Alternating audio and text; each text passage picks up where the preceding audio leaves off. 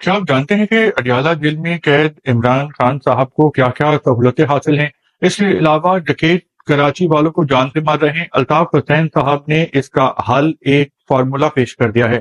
ان دو points میں vlog میں بات کریں گے۔ جی السلام علیکم، میرا نام خرم فہد ہے۔ سب سے پہلے بات کرتے ہیں قیدی نمبر 804 کے حوالے سے، یعنی خان صاحب کے حوالے سے، اور ان کو جیل میں کیا کیا سہولتیں مل رہی ہیں۔ دیکھیں کہ جو جیل کا ایک سیل ہوتا ہے اس میں کئی قیدیوں کو ٹھوسا ہوا ہوتا ہے، یعنی جتنی ضرورت اور گنجائش ہوتی ہے اس سے کہیں زیادہ۔ لیکن جو خان صاحب کا سیل ہے وہ ایک سیل ہے، اس میں اکیلے خان صاحب ہیں۔ لیکن بات یہیں پہ ختم نہیں ہوتی، بلکہ اس کے آس پاس یعنی ٹوٹل جو 7 سیل ہیں اڈیالہ جیل کے، وہ خان صاحب کے لیے ریزرو رکھے گئے ہیں، اور ان 7 سیل میں کوئی بھی نہیں ہے، اور وہاں پہ خان صاحب کا راج ہے۔ اور اس کی وجہ یہ بتائی گئی ہے کہ چونکہ خان صاحب ایک اہم شخصیت ہیں اور ان کی جان کو خطرہ ہے، تو ان کی حفاظت کے لیے خان صاحب کے سیل کے علاوہ جو ہے وہ 6 سیل یعنی ٹوٹل 7 سیل خالی رکھے گئے ہیں۔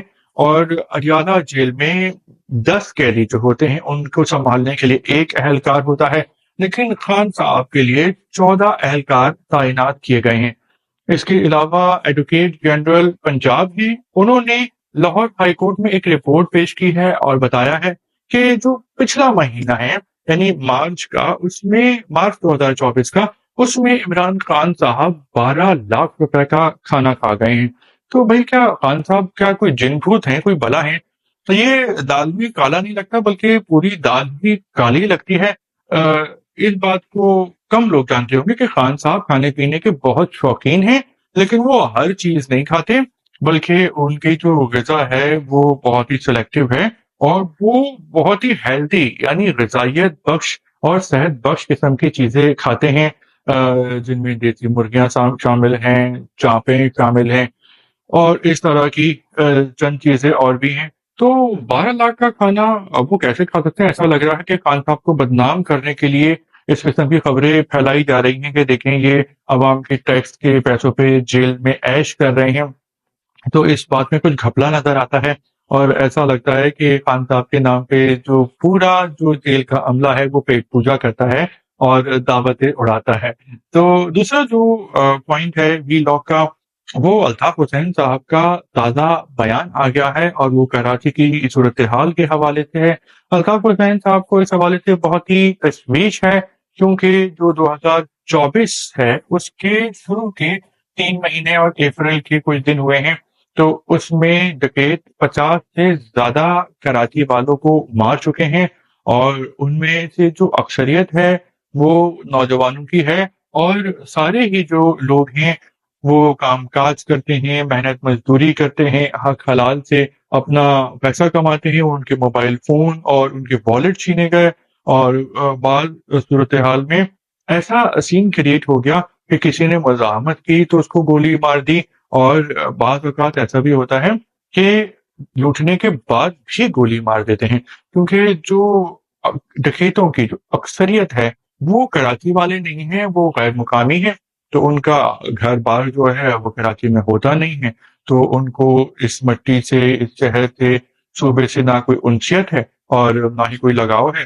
تو ان کے لیے انسانی جان کی کوئی ویلیو ہی نہیں ہے، کیونکہ جو اکثر ہیں وہ، بلکہ ذات صاحب بھی، یہ جو ڈکیت ہیں یہ ہر کوئی ان میں جاہل ہے، یہ لوگ نشہ کر کے نکلتے ہیں اور یہ گولی مارنے میں بالکل لحاظ نہیں کرتے۔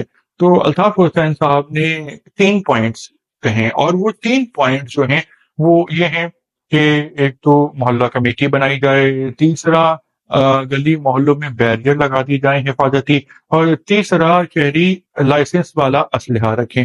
اب بھائی بات یہ ہے کہ جب بیریئر لگے ہوں گے گلی محلوں میں، تو پھر یہ ہے کہ کوئی فالتو بندہ گلی میں داخل ہو ہی نہیں سکے گا، اور اگر کسی کو اس گلی میں کوئی کام بھی ہوگا تو اس کو اپنی شناخت کروانی پڑے گی۔ تو جب انٹری اور ایگزٹ ہی بند ہوگا، یعنی وہاں پہ نکلنا وہاں سے اور وہاں پہ داخل ہونا، تو پھر یہ ہے کہ ان کا گھسنا اور ڈکیتی کرنا، واردات کرنا بہت مشکل ہو جائے گا۔ تو یہ ایک کنٹرول کرنے کا فارمولا ہے، اور جو اس بیریئرز پہ چوکیدار بیٹھا ہوگا، اور کسی کو بھی محلے والے کو اپنے گھر جانے کے لیے انٹری کرنی ہوگی، پارکنگ گاڑی یا بائک کی، तो बैरियर में जो बैठा होगा चौकीदार वो जानता होगा उन गली मोहल्ले वालों को, तो उनको कोई रुकावट दुश्वारी भी नहीं होगी आने जाने में। लेकिन जो चोर लुटेरे डकैत हैं वो फंस जाएंगे और वो घुस नहीं सकेंगे। जो दूसरा जो पॉइंट है वो मोहल्ला कमेटियां हैं कि मोहल्ला कमेटी हो, उसमें ऐसे लोग शामिल रहें कि जो इस तरह की प्लानिंग करें और अपने मोहल्ले पे नजर रखें। और जो तीसरा पॉइंट है कि लाइसेंस वाला असलहा रखें।